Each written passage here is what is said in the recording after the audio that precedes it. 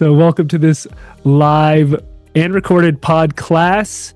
Thank you for being here. The recording is free for anyone in our free membership that we started. And we put the talk on YouTube, and then the talk and the meditation together just go on our website, and it's free.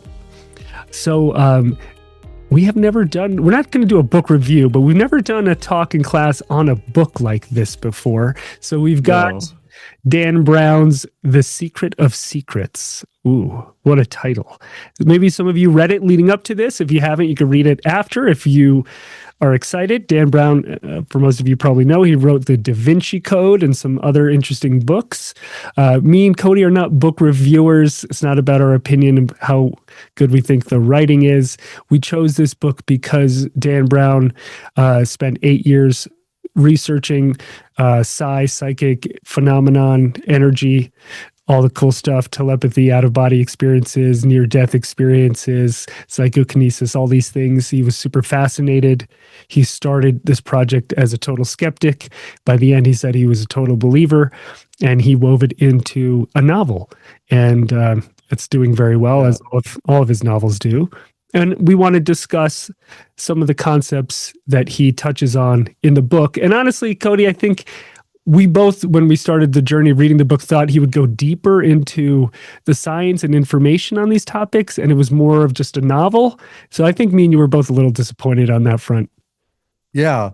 Given the hype that I had heard kind of on the internet and different people hyping the book, I thought it was going to go much deeper. And one of the things that we heard, I think, that led us to the book was he did an interview with Dean Radin, who we had on our podcast, who is the director of the Noetic Sciences Institute, and where they study all of these phenomenon, and they really are kind of about what is consciousness, because we, in the scientific sense, we don't really have a good explanation for what consciousness is or where it originates from. Is it from the brain? Is it product of a chemical reaction in the brain, or is it what they call non-local or outside of, say, the brain itself, which this book explores, and Noetic Sciences explore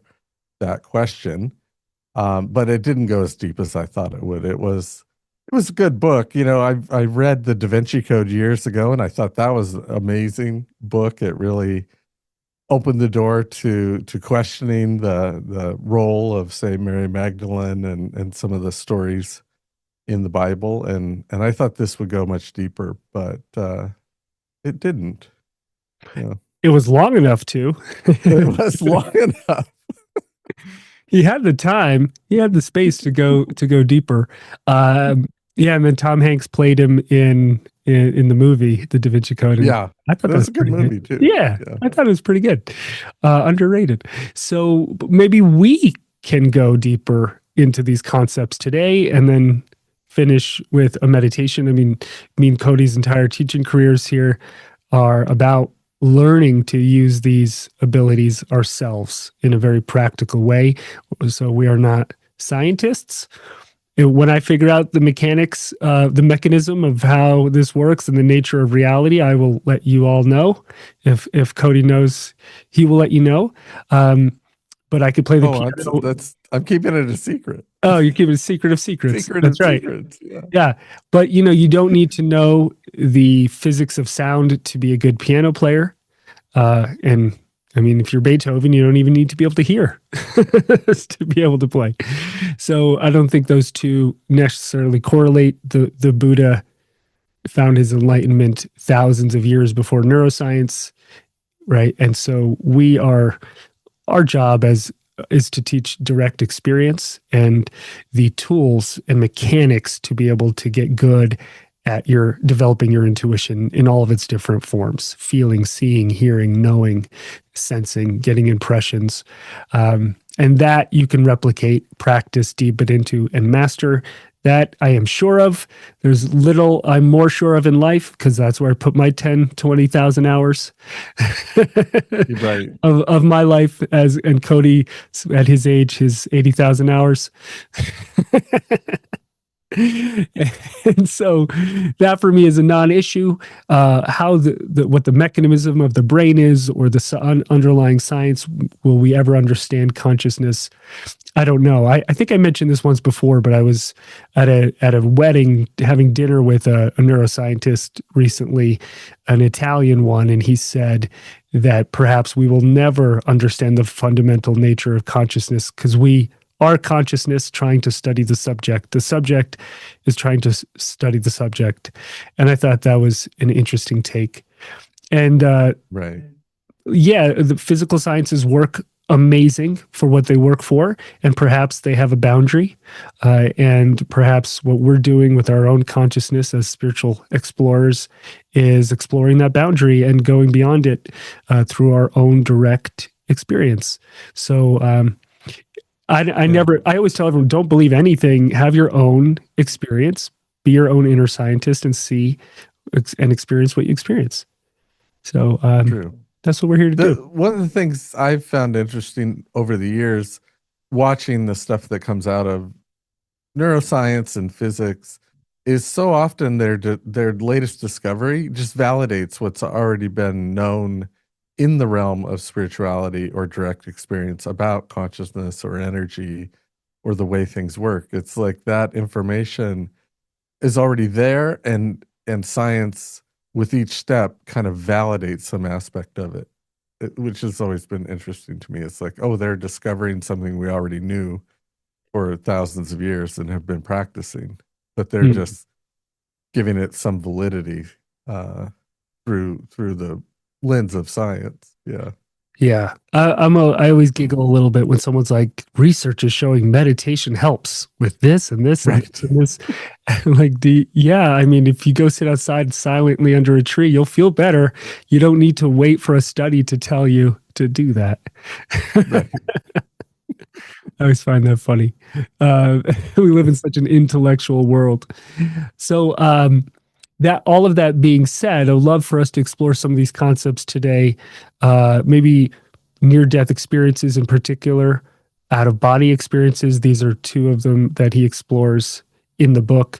Oh, and a lot of these, when me and Cody, when we do these, we discuss clairvoyance, intuition, telepathy. We could discuss some of those as well. But maybe two of them that we discuss a bit less that could be interesting are near-death experiences and out-of-body experiences. And maybe we could start as I could go through each one and just describe some of the very common experiences that people have when they have these. The science is still out on what causes them and what the true nature of them is. I think me and Cody have had some of these ourselves, so we have our own experience, and I'm sure many of you have had some out of body experiences, maybe NDE or a near death experience. Let's start with the near death experiences, or sometimes referred to as NDEs. And I have had one of these, so I'll share my experience in a moment. But common experiences with an NDE is leaving the physical body, observing your body from like hovering above it, moving through a dark tunnel, which I have had that experience, encountering a bright light, a bright loving light, feeling a sense of almost overwhelming peace and unconditional love, heightened sense of awareness, a sense that there's no time, an absence of time.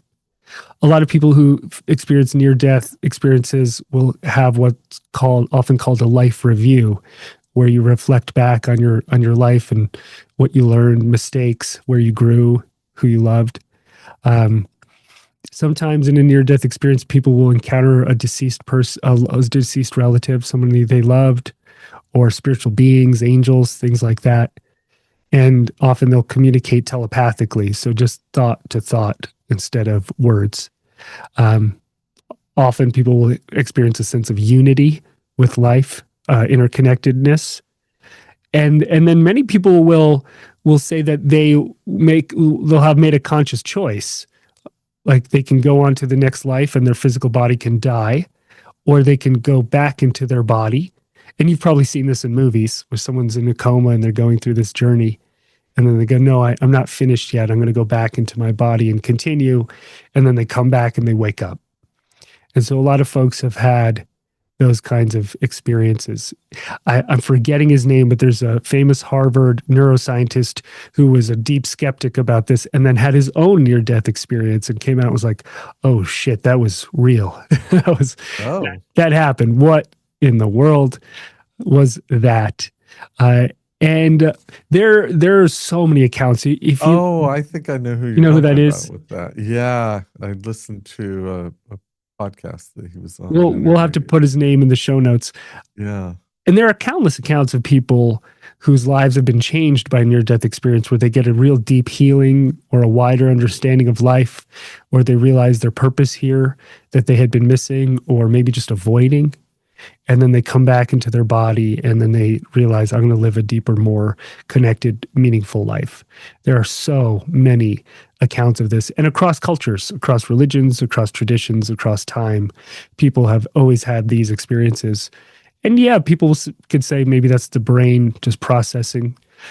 Uh, in my personal experience, I don't think that's all it is. Sure, the brain processes, but I think there's something beyond that, some kind of mystery of life that's very difficult yeah. to Well, I describe. think that is the argument that really was being explored in the book. Is it just the brain processing? Is it the materialist view, or is it our consciousness is non-local to the brain? And that experience really validates the notion that consciousness isn't really just in the brain or of the brain, that there's this experience one can have outside themselves and be fully conscious. And in that argument, then the brain is more of a receiver of consciousness than a creator of consciousness. It's more like a radio that receives a certain frequency. Um, and that would be more in alignment, I think, with what we experience in our psychic exploration or in meditation. That notion that we could go out of our body, not even around a death experience, but just consciously move out of the body is something we explore and practice all the time in our work. Yeah. And there could be, a difference. I mean, who knows how complicated this could be? There could be brain consciousness, there could be spiritual consciousness, and there, in my experience, there could be a fundamental awareness of existence. Like there's an underlying ground of being that makes up all of existence that just is awareness. And then Right. it formulates like a wave on an ocean as individual consciousness of every being. But at the fundamental level, it's, oh, there goes my camera. I'm going to have to switch. This happened yesterday. I don't know why that's happening. There goes my consciousness. There you go. You're just blank. I'm back. I'll just use this one. I don't know if my camera keeps. It might be new camera time. So Overheating. it's Yeah. this consciousness talk is overheating it. I'm totally agnostic and open to whatever the explanation, whatever we figure out together as a species. There is some great work being done by Roger Penrose, a scientist, and I can't pronounce the other guy's name, from University of Arizona, who are working on looking at microtubules in the brain and if the consciousness comes out of quantum states. And they've done some interesting work there. Really, really fascinating. You could YouTube that and see if you can keep up with what they're trying to say. So there's a lot of interesting theories. Our job is more to explore the spiritual and our own personal experience. So we have our near death experiences, and by the way, I think the more you meditate, the more you do this kind of energy work, if you do have a near death experience, the more likely maybe you'll be able to be conscious through it, recall it, do some good work out of the body. A lot of work we'll do in our dream time. We'll practice astral projection or go out of our bodies consciously in meditation. And so if you kind of build that muscle, if it just happens to you, maybe you'll handle it better or not freak out. Like, oh, I'm dead. Instead of like, okay, let me see if I can navigate Now, this. you said you had a near-death experience. Was that Interestingly, I did, but it didn't come from where I was about to actually die. It oddly oh, came okay. from, God, I don't even know how to describe this. In meditation, almost from like a past life death experience that I was Mhm. replaying, recalling, experiencing. And I did Uh-huh. have a very deep experience of going through a dark tunnel. This was maybe in my mid 20s, going through a dark tunnel, and there being two kind of entities of light guiding me, and then getting to it. And then, yes, there being this like overwhelming sense of love and unity, timelessness, like almost being held. And then it was almost like not just a life review, but more like past life reviews, a number of past lives, Mm. and then coming back, and I was just deep in tears and just it was an incredible So you experience like of energy. relived a past life death. You Yeah. went through it. Yeah. Yes. Cool. Yeah. And I've had experiences like that in my dreams where they felt very real, where I was experiencing a past life death, and almost like options to go this way or go that way. Uh, rivers, different experiences that people have talked about across traditions. Lots of traditions have a river you have to cross.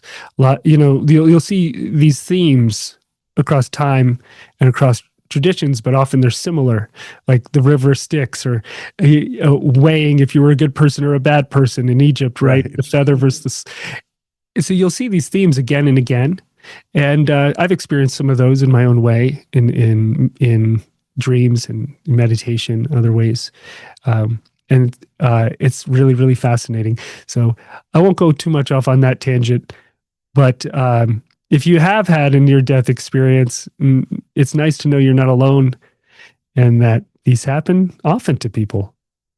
Yeah. Yeah, So I mean, I've had similar experiences in meditation where it is like everything kind of dissolves away and you're in this whole other realm or state.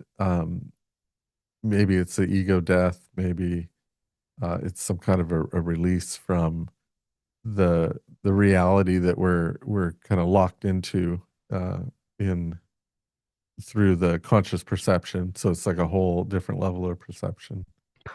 Yeah. there's a great story teacher Adyashanti tells, where one day he was walking through his living room, something like that, or kitchen, and just in this 30 seconds or 5 seconds of walking through, it's almost like he passed through a filter of seeing all of these past lives where he had died, and in those deaths there was confusion, like drowning or choking.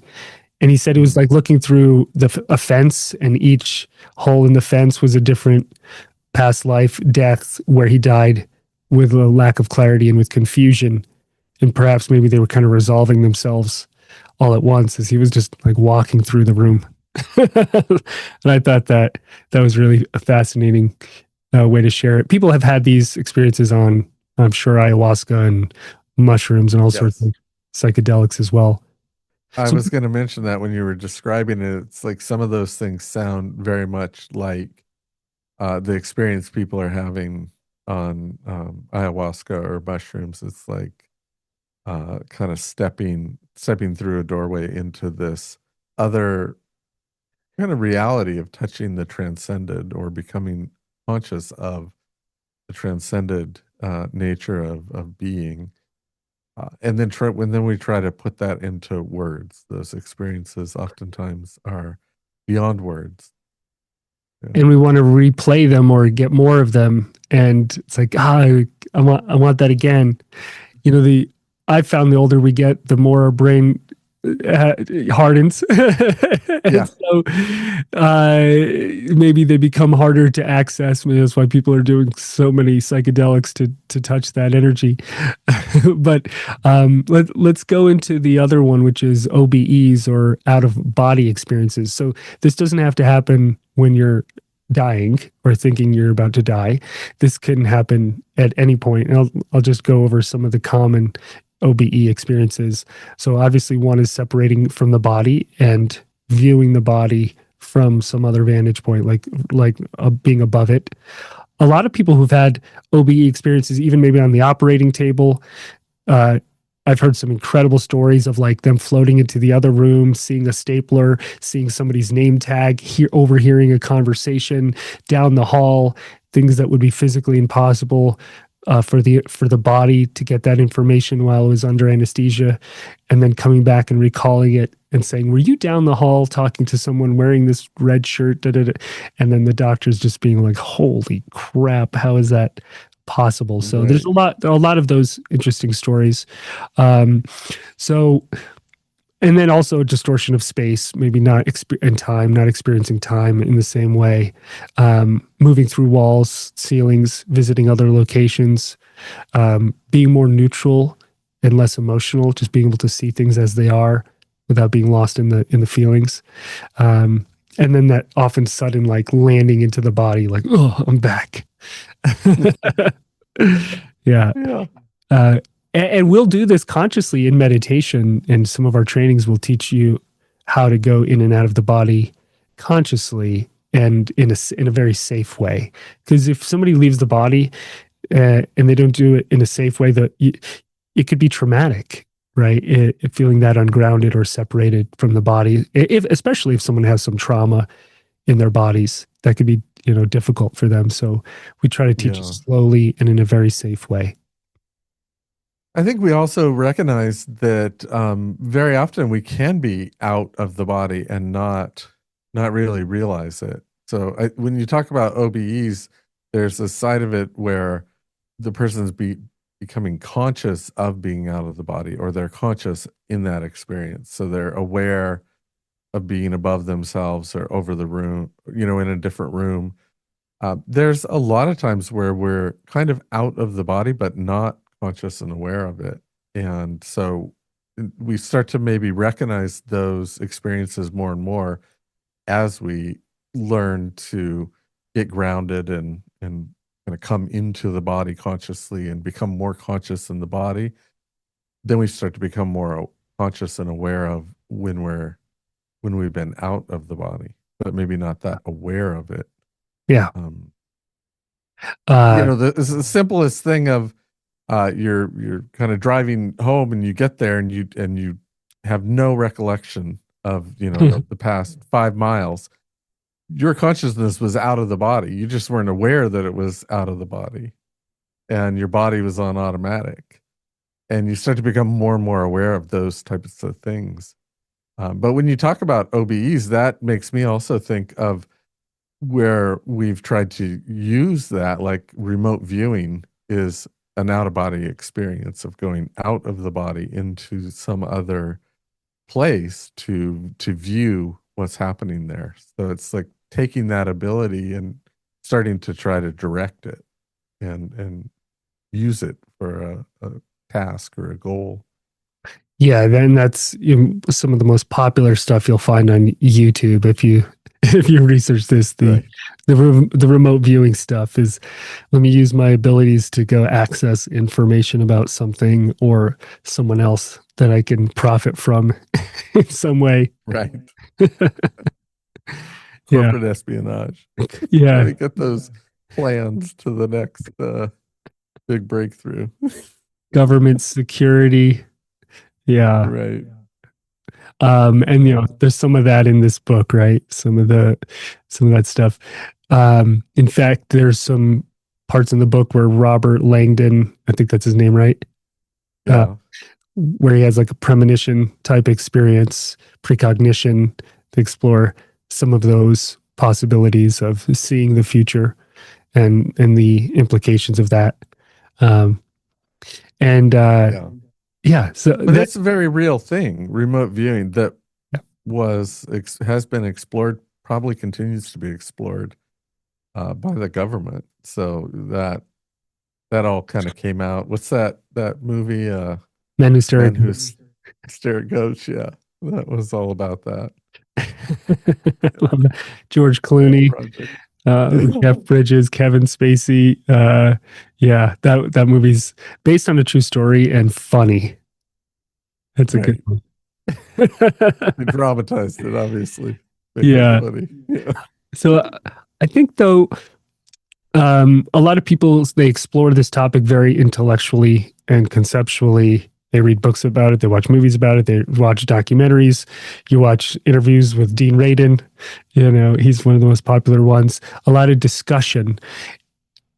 I've never met a skeptical person in my life who has ever actually tried it for Right. themselves. And so the work is in actually practicing yourself. I do remember once I watched one of those remote viewing videos. Someone was teaching it on YouTube, and I said, "All right, well, let me try it their way." So, and it was recorded, and he said, "Okay, here's in this double blind envelope, or wherever it was. I don't have even knowledge of what this image is, but I want you to do this remote viewing technique. It could be a person, it could be a place, it could be a thing, it could be a time in history, whatever. It could be anything, and just see what you see." So I was like, "All right, let me give this a shot." So I closed my eyes, I did it, and I saw a very clear picture of like a Statue of Liberty, like a stone statue representing a civilization. Right? I think that's fair to say. The Statue of Liberty represents the American civilization. And so afterwards, he's like, "All right, let me reveal what it is." And it was a picture of Stonehenge, a stone structure representing a civilization. And I was like, "Oh, that was cool. That was close." That's cool. I was looking at the Yeah. energy of a stone structure representing a civilization.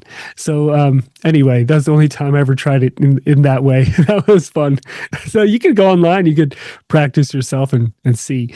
But to me, that's not really the core of the work. And I know it's not to Right. you either. That's not how we're not teaching people to just ascertain useful information. I think that really takes the spirit out of the work.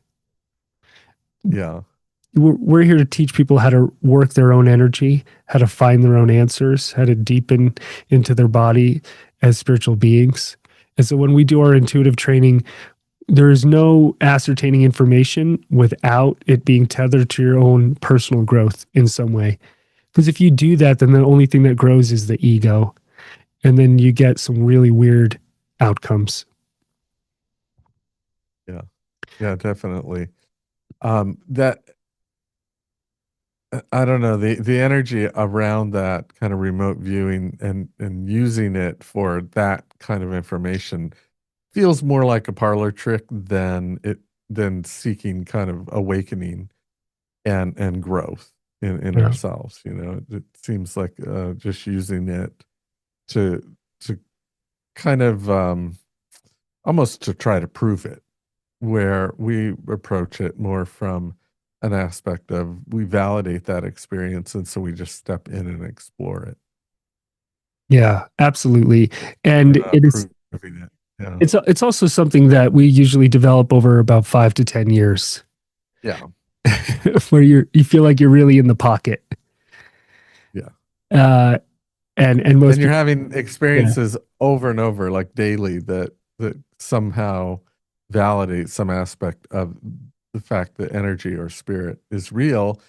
And from that perspective, you have all these abilities, and they manifest in various different ways, whether it's clairvoyance or psychometry or an out of body experience, yeah, even getting information that just you kind of run across, and you recognize you have this answer that came from nowhere that you had in terms of knowledge.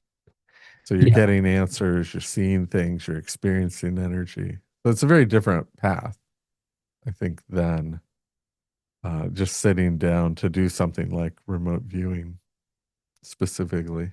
Also, it'll get boring and tedious. I think that's a lot of times why some of these studies they return results, but not great results for two reasons.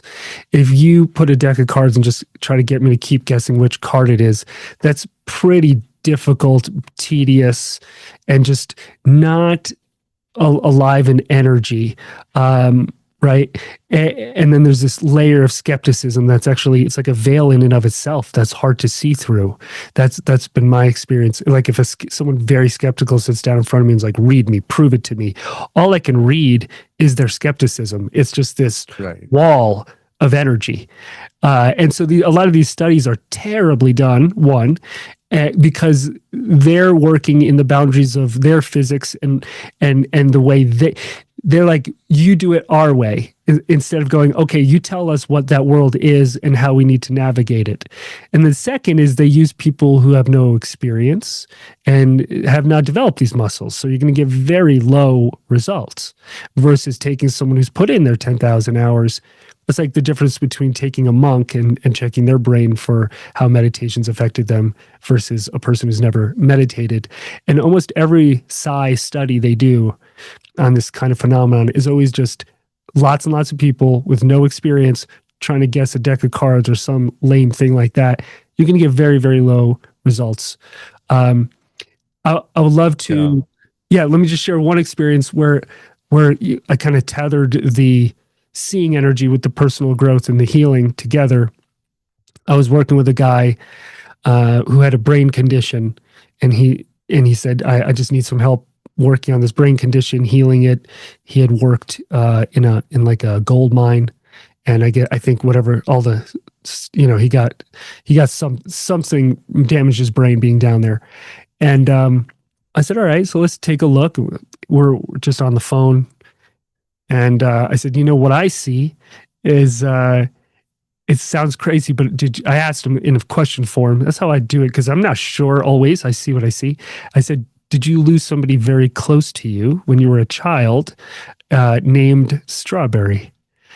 I was like, as weird as that. I don't know who's named Strawberry, who has a name Strawberry, but I see almost in the core of your brain this deep pain from losing somebody named Strawberry when you were a child. And he was like, no effing way. He's like, my childhood dog, who I loved more than anything in the world, one day just ran away and never came back. We never found out what happened to him.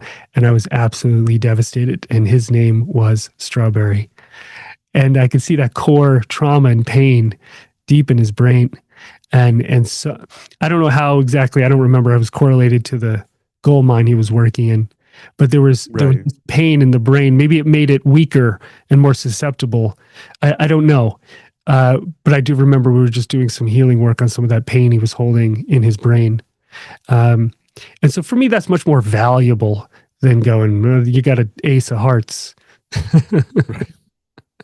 Yeah, the interesting thing is someone who's really spent the 10,000 hours then wouldn't be interested in taking part in a study like that. So it is a self-biasing thing where you maybe just have to find the people that would be willing to do it. I don't think I would do it. Very boring. Yeah. Yeah, I don't know if I would. Maybe. I don't know if it was the right person, right study, right energy. Maybe. Yeah. Yeah. So when we read energy, when we teach it, we start from a very different places. You might just ask, what color do I see? What shape? What's the density of the energy? You often start with something very nebulous, just anything. And then slowly you start to get more information, maybe inside that deep, dark, heavy green. Then you go, oh, I see an emotion, for example, in that energy. That emotion looks like resentment, and it looks like it's been there for years. And then I see it connected to a person, this person, so it's something that happens as you sit, you read energy. It's not like one image, it comes all at once and let me tell you everything that ever happened. It's more like you sit, you work energy, you ground yourself, maybe you release energy yourself, you help that person relax, and it unfolds as you sit there. So I've done sessions 60, 90 minutes, 2 hours, where slowly, layer by layer, is unfolding and opening. And it's really, that's always been my experience of reading energy. It's not just I close my eyes and go, okay, when you were 12 years old, this happened, and blah, blah, blah, blah, blah. Right.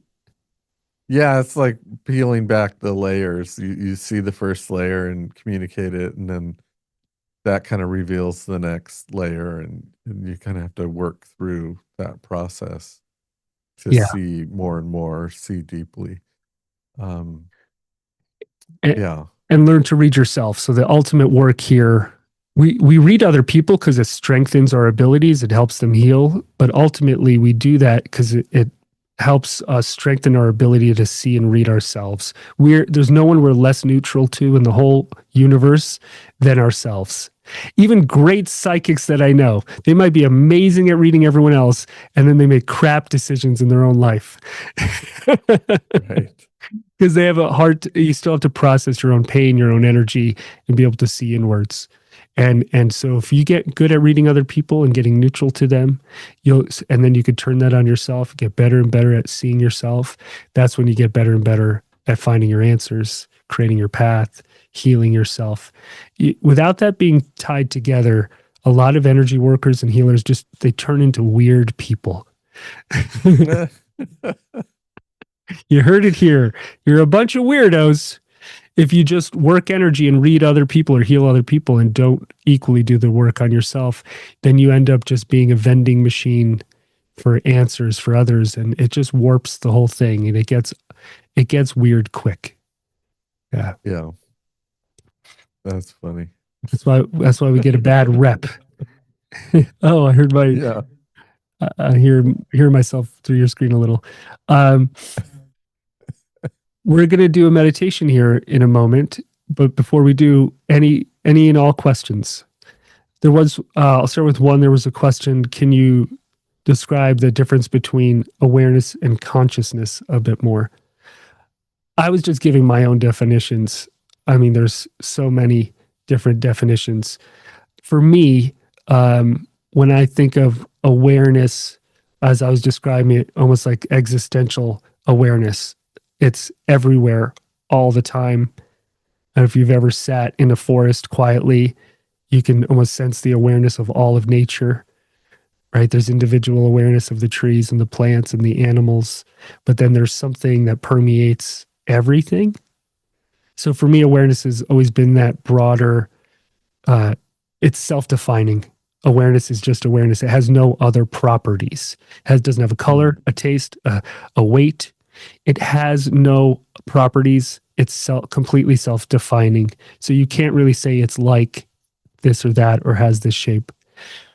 For me, consciousness maybe is more in an individual form, whether it's the consciousness of the brain, of a body, of an entity.